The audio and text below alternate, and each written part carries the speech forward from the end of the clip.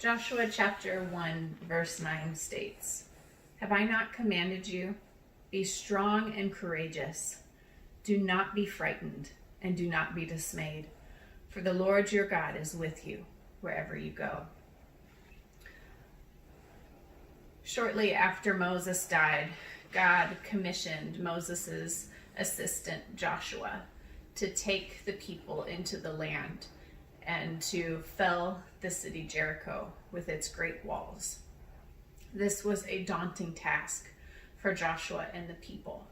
They were scared, they had lost their leader, and while Joshua was a good assistant to Moses, as a leader, he was untested.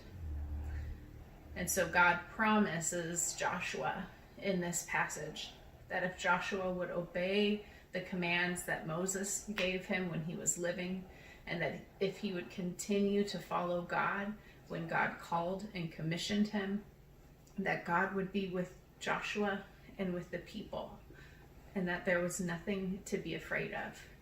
Be brave, God says 3 separate times in this commission. Be courageous, God says 3 separate times in this commission. I will go with you. I will not leave you alone.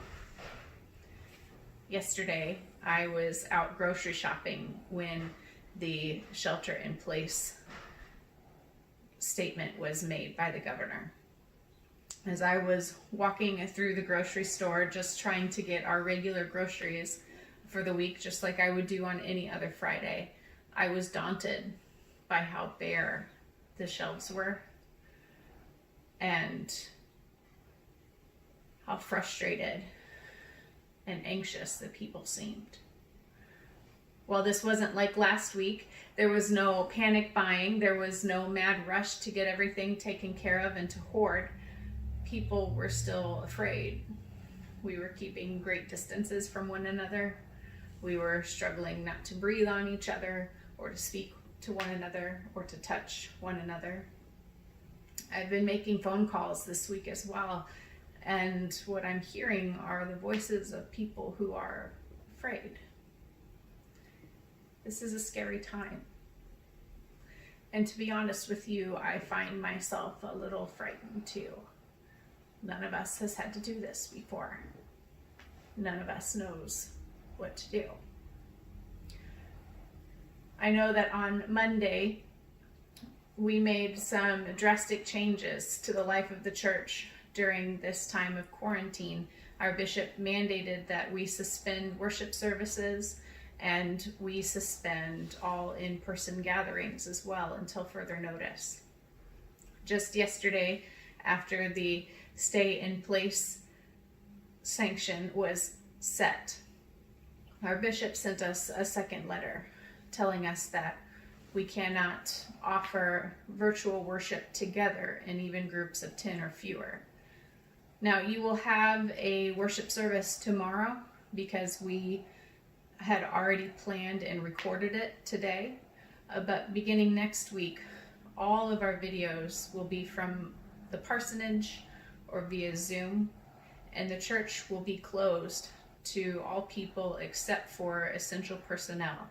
The essential personnel for our congregation are myself, our treasurer, in order to offer payroll, and our custodian in order to do deep cleaning in the church. And even then, the 3 of us will only be there for what we absolutely have to be in the building for. Otherwise, our doors are closed for the time being. This is a strange thing to deal with. The idea of a closed church is something that I'm not sure any of us have experienced before. But I want to remind you that ministry is not over. We still have lots of ministry opportunities, and I encourage you to keep an eye out for those things. We're looking for children to submit drawings and artwork. We're looking for adults to sign up for either running errands, for our elderly, sending cards to the most isolated among us, and to call one another on a calendar that will be provided to you. We're also still going to be offering you our videos on a daily basis, a minimum of 2 videos a day, so that we can stay connected to one another And even though I can't see you in person, I am still available to you. During this time, we ask that you not email or call the office, but rather call me or email me directly. My number is 815-718-2191, and my email address is rev, as in reverend, .marybohall@gmail.com. I will do my best to offer you my utmost ministry, attention, and care as I can, even though I can't be with you in person. Additionally, we will still offer our most basic administrations. We'll still send out the Home Touch letter, even though we can't do CDs at this time. And you will get an April newsletter at the very least. I will warn you that my administrative skills are not what Kim's administrative skills are. So the newsletter may not look as nice or well prepared as you're used to, but you will receive it. While I will send out mass emails from time to time on the church email address, that does not mean that I'll be able to respond if you reply to the church address. So I remind you again to please email me directly. And finally, while I know that these are extraordinary times, the story of Joshua reminds us that we serve an extraordinary God. We are fighting a war, as you have heard on the news, and while the war feels like it's against a virus, I would like to argue that the war is really against fear. There's much to be afraid of right now, much to be overwhelmed by, and much to be shocked.